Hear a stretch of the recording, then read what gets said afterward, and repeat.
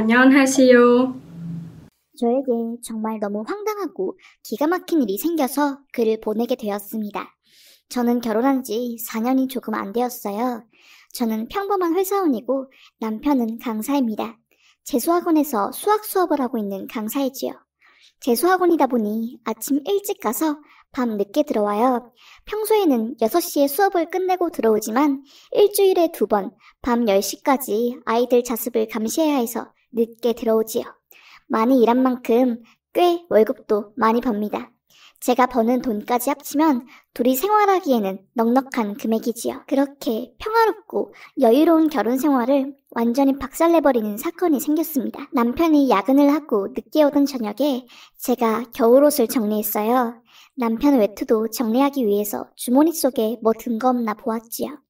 그런데 그 속에서 여자가 쓰는 빨간색 립밤과 커플링으로 추정되는 반지가 나오더라고요. 순간 온몸이 굳었습니다. 이 남자 바람 피는 건가? 도대체 누구 거지? 나는 립밤 안 쓰고 커플링은 나랑 맞춘 것이 아닌데 하면서 안달복달했지요. 그렇게 그날 밤 남편이 집에 들어왔을 때 남편을 슬쩍 떠보았습니다. 여보, 나 오늘 겨울옷 다 정리했어. 잘했지? 그런데 외투 속에서 빨간색 립밤이랑 커플링 같은 반지 있던데 이거 뭐야? 자기 거야? 라고 물어보았지요. 남편은 립밤이랑 커플링 이야기를 한 저를 보고 살짝 놀란 것 같았는데 크게 당황한 기색 없이 자연스럽게 대답하더라고요. 아, 그거 나 담임 맡고 있는 삼수생 애가 맨날 공부 시간에 공부 안 하고 립밤 바르고 있길래 뺏은 거고 그 반지는 분실물이야. 주머니 속에 넣어놓고 깜빡했네. 라고 하더라고요. 듣고 보니 정말 그런 것 같더라고요. 순간 남편을 의심한 제가 미워지고 바보 같았습니다. 그렇게 그 사건이 일어나고 한 3개월이 지났을까? 제가 혼자 집에 있는데 띵동 띵동 하고 초인종이 울리더라고요. 인터폰으로 확인을 해보니 옆집에서는 아주머니더라고요. 아주 가끔 마주칠 때나 목인사로 살짝 인사하고 말을 섞은 적은 거의 없었거든요. 그래서 무슨 일이지? 하고 약간 긴장된 상태로 문을 살짝 열었습니다. 어머, 안녕하세요. 네, 무슨 일이세요? 다름이 아니라 혹시 잠깐 이야기 좀 할 수 있을까 해서 괜히 참견하고 오지랖 부리는 것 같아서 말 안 하려고 했는데 자꾸 마음에 걸려서 라고 하더라고요. 집 안까지 옆집 아줌마를 드리기는 조금 그래서 밑에 문 고정하는 바로 문을 고정한 채 이야기를 이어나갔습니다. 무슨 일인데요? 무슨 일 있나요? 라고 하자 아니 다름이 아니라 우리가 3층에 살잖아. 그래서 계단 올라가기 운동이 몸에 좋다고 해서 일부러 엘리베이터 안 쓰고 계단을 올라간단 말이야. 그런데 한 3달 전부터 자기네 집 문 앞 그 현관문 렌즈 있잖아. 밖에 들여다보는 조그만 구멍. 거기를 어떤 여자가 눈에 갖다 대고 자기 집을 막 보려고 하더라고. 신문 넣는 그 자그마한 통 있는 곳도 쭈그려서 보고. 처음에는 뭐야 하고 아무 말 안 하고 집으로 들어갔거든. 그런데 며칠 뒤 그 여자가 또 자기네 집 앞에서 그 짓을 하고 있는 거야, 수상하게. 내가 뭐 하시는 분이냐고. 지금 여기서 뭐 하냐고 하니까 아이씨 하고 나를 콱 째려보더니 호다닥 계단을 내려가더라. 너무 수상해. 그 이후로 2번이나 그 여자를 마주쳤어. 누군지 알아, 그 여자? 라고 하시더라고요. 순간 온몸에 소름이 끼쳤습니다. 우리 집 앞에서 그런 짓 할 만한 여자 없다고 했죠. 그러자 아줌마가 그 여자 인상착의를 말씀해 주셨어요. 키는 한 170에 웨이브진 긴 머리인데 20대 초중반 같다고. 얼굴이 진짜 새하얗다고 말씀해 주시더라고요. 그런 여자 제 주변에 없거든요. 일단 아주머니에게 알겠다고 하고 경찰에 신고를 하든 CCTV를 달든 하겠다고 하며 문을 닫았습니다. 남편이 밤늦게 집에 돌아왔을 때 이 사실을 전부 말해주었지요. 자기야, 키 170에 머리는 길고 새하얀 여자가 우리 집 앞에서 막 우리 집 현관문 구멍을 보려고 하고 서성였대. 그것도 몇 번이나 그랬다네. 옆집 아줌마가 발견한 것만 거의 4번인가 그렇대. 뭔가 이상하지 않아?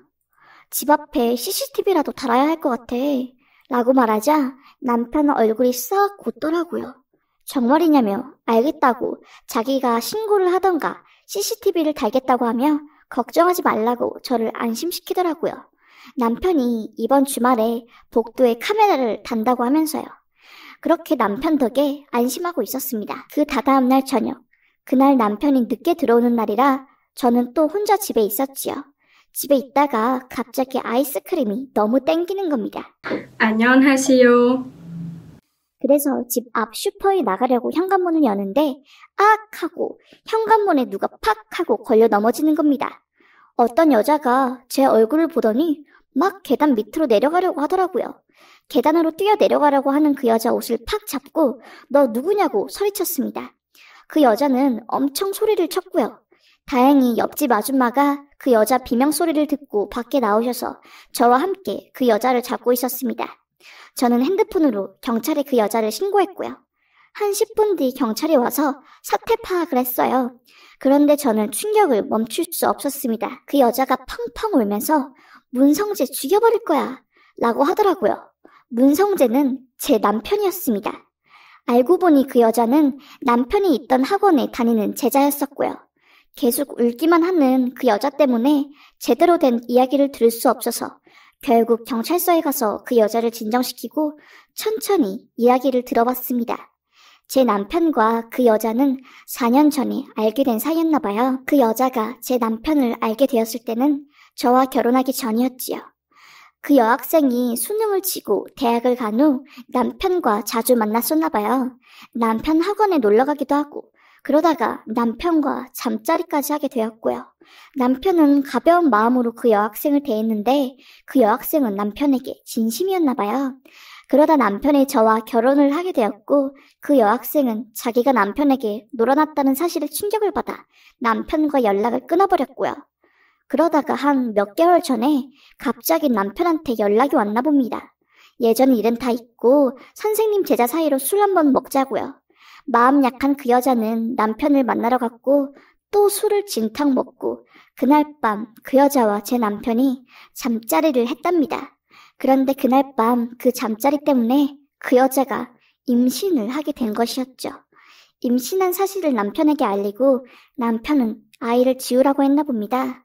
너는 대학생이고 나는 유부남인데 이 아이 키울 수가 없다. 너는 미래도 창창한데 애엄마 되면은 너 인생은 박살 나는 거라고. 아이 낳으면 학교에 소문도 퍼지고 끝이라고 하면서 그 여자를 반 협박하면서 지우겠나 봐요. 그렇게 아이를 지우고 제 남편과 그 여자는 정신을 못 차리고 계속 만났었나 봐요. 비밀 연애하는 것처럼요. 알고 보니 예전에 제 남편 주머니에서 발견한 그 반지도 그 여자와 남편이 맞춘 30일 기념 반지였다고 하더라고요. 그런데 갑자기 제 남편이 그 여자에게 더 이상 자기한테 연락하지 말고 네 인생 살라고 하면서 연락을 모두 씹었나 봐요. 또 제 남편에게 놀아났다고 생각한 그 여자는 복수를 계획한 거였고요. 남편과 잠자리했던 것들과 주고받은 문자들, 그리고 커플링에 증거가 될 수 있는 모든 것들을 가지고 그 학원에 찾아갔나 봅니다. 그런데 제 남편이 학원에 그 여자가 찾아온 걸 알자마자 그 여자를 데리고 나가서 목을 힘으로 조르며 다시 한번 찾아오면 진짜 이 세상에서 떠나게 해주겠다며 협박을 했다고 하고요. 제 남편에게 직접적으로 복수하는 것이 무서웠던 그 여자는 저희 집을 서성거리며 저에게 이 모든 사실을 폭로하려고 했던 것이었더라고요. 정말 소름이 끼치고 피가 거꾸로 쏠려서 오바이트가 나올 뻔했습니다. 그 여자가 경찰서에서 엉엉 울면서 자기가 잘못한 거 안다고, 자기도 법의 심판을 다 받고 벌 제대로 받을 거라고. 그런데 문성재, 그 개새끼, 어린 제자 꼬시면서 잠자리 하는 그 썩을 놈도 인생 골로 보내줄 거라고 하더라고요. 순간 다리에 힘이 풀려 넘어졌습니다.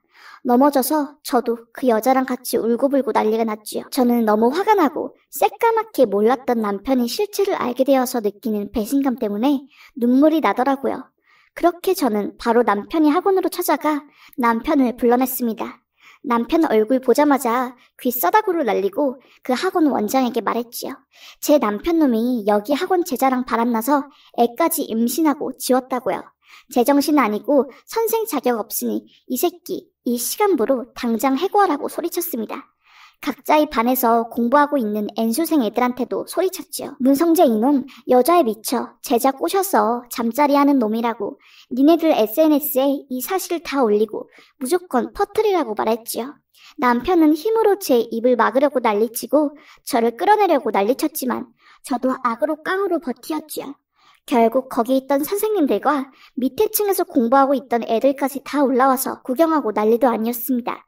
폭로할 것을 전부 폭로한 저는 남편을 내팽개치고 집으로 가 비밀번호를 바꾸고 남편 관련 물건들을 전부 쓰레기 봉지에 담아서 밖에 내놓았습니다. 큰 물건들은 다음날 날이 밝자마자 시댁으로 전부 보내버리고 시댁에도 이 사실을 알렸지요. 이혼 선언과 함께요. 그렇게 남편은 그 학원 바닥에서 소문이 쫙 나 백수가 되었고 저는 이혼 소송을 진행했습니다. 당연히 상간녀 소송도 진행하고 남편에 대한 위자료 소송까지 전부 했지요. 이혼 절차를 마무리하는데 총 14개월이 걸렸습니다. 그 사이에 남편이 찾아와 무릎 꿇고 울고불고 시댁 어른들도 찾아오고 난리도 아니었지만 저는 남편의 실체를 알아버린 뒤로는 도저히 용서할 수 없어서 꿋꿋이 이혼 소송을 진행했네요. 그렇게 위자료를 받고 저와 남편은 완전히 법적으로 남남이 되었습니다. 학원 바닥이 워낙 소문이 빠르고 특히나 엄마들 사이에서 이런 이야기가 굉장히 민감하기 때문에 제 남편 강사 인생은 쫑난 거죠. 누가 그런 미친놈에게 자기 자식을 맡기겠습니까? 그렇게 저는 결혼한 지 채 5년도 안 되어 이혼을 했습니다. 아직까지는 주변에서 건네오는 동정심과 불쌍하다는 눈초리를 견디기 힘들지만 어쨌든 저는 잘못한 것이 없으니 떳떳하게 살 겁니다. 그럼 제 이야기를 들어주셔서 감사합니다. 라는 사연이었습니다. 사연자분 너무 수고 많으셨습니다. 안녕하세요.